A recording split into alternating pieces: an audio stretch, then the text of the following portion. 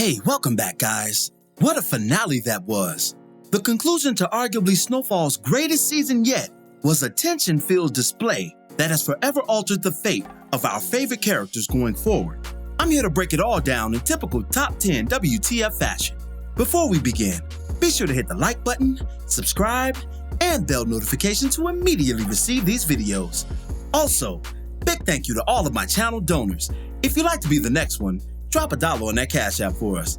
Lastly, a spoiler alert is now in effect for all things Snowfall. Here we go.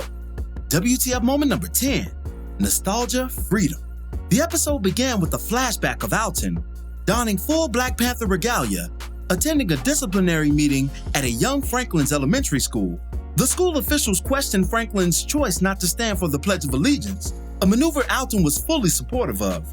The revolutionary patriarch furiously contested their stance against Franklin and his First Amendment right, and subsequently removed his son from enrollment. Observing the sadness the move caused in his son, Alton reassured him that he'll always have his back, a theme that played into the current fiasco facing them both. WTF moment number 9, Rampage Alton.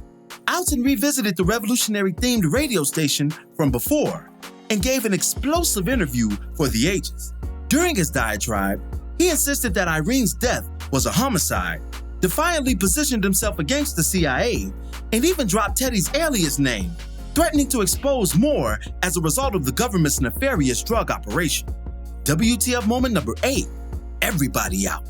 Franklin searched vigorously for Alton at the shelter, only to be rebuffed by his father's point man. Insulted by the maneuver, Franklin acknowledged his unique position as benefactor of the shelter, and once pushed further, he ordered everybody to, quote, get the fuck out. This included the women, children, and even the elderly. Franklin then restated his desire to speak with his father and mandated the shelter's closure until that time. This was one of Saint's coldest measures since he swindled that bookstore from the elderly couple earlier this season. WTF moment number 7, Passports. Sissy met with an associate of Alton's who hand-delivered a pair of passports and other travel essentials. The unnamed friend then designated Alton a hero for his verbal war against the CIA and wished the matriarch good luck on her journey forward. WTF moment number 6, Scully's Revenge. Franklin finally caught up with Alton, and they had a brief exchange regarding Reed and the dangers of crossing the CIA. Then, the two were surprisingly interrupted by a vengeful Scully, who's understandably shattered after losing his entire family by Saint's hand. The troubled gang lord broke into Franklin's home and initiated a shootout between the trio. Alton clipped the adversary, but also took a bullet himself. WTF moment number 5, Down Goes Franklin. In the immediate aftermath of the shootout, Alton attempted to give Franklin some fatherly advice about his choices, his sentiments rife with concern. Saint immediately reverted to his resentful state and rebuked his father, similar to their past contentious spats. Hurt by his son's stance, Alton blindsided Franklin by knocking him out cold, buying himself just enough time to carry out events in his own way. WTF moment number 4, Mexican Standoff. Alton finally tracked down Reed and drew a final line in the sand regarding his family's welfare, racism, and the government's destruction of Black America via drug influx. Simultaneously, a wounded Scully paid Louie a visit at the hospital, threatening her already fragile frame. Jerome intervened, admitting to taking Khadijah's life in hopes of sparing Louie's.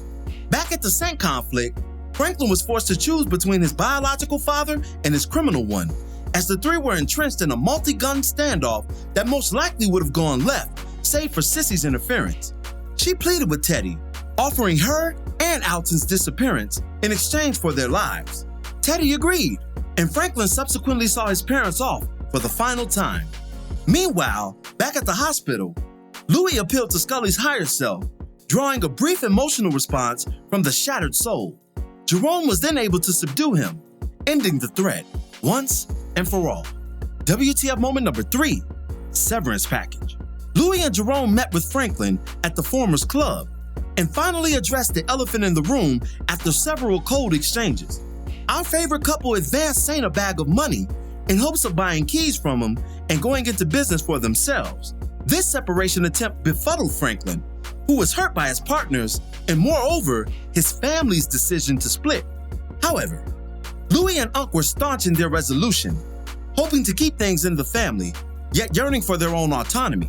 This was a major shift in Snowfall's future narratives, and I'll be analyzing it further in videos to come. WTF moment number 2, loose ends. Alton awakened with his queen in Havana, Cuba, having finally made it to his panther sanctuary after the craziest of journeys.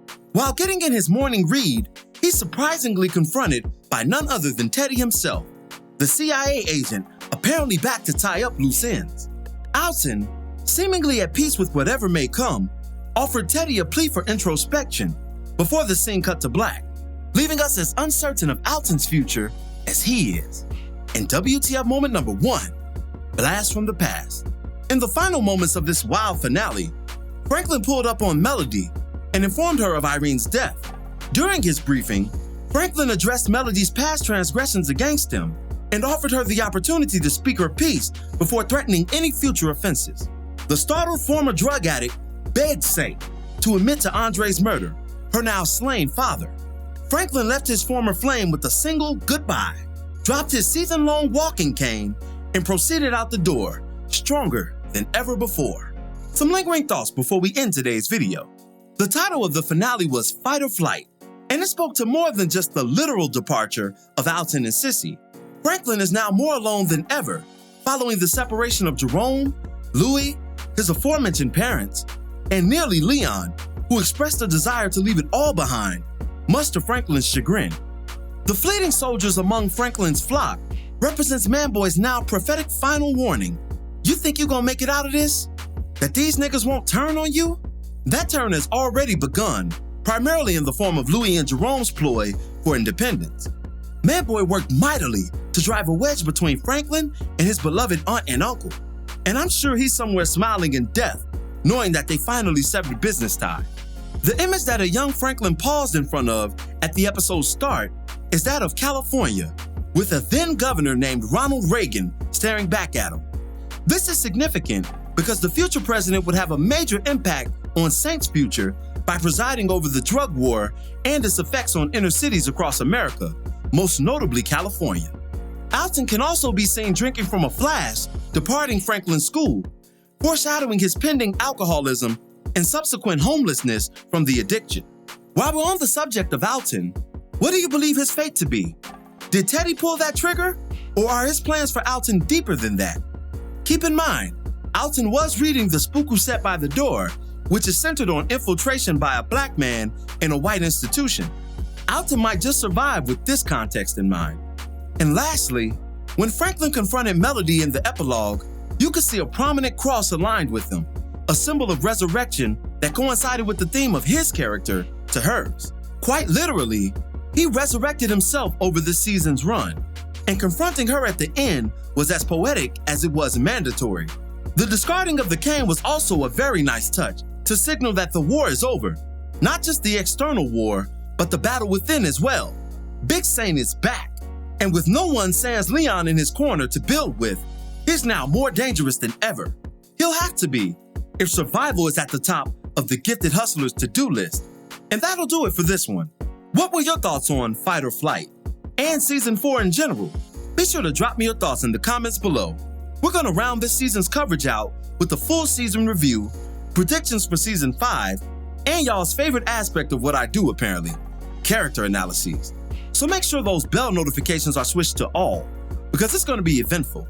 And lastly, we'll be back to covering Power soon as well, especially with the recent news of Power Book 3's release date, which turns out to be July 18th.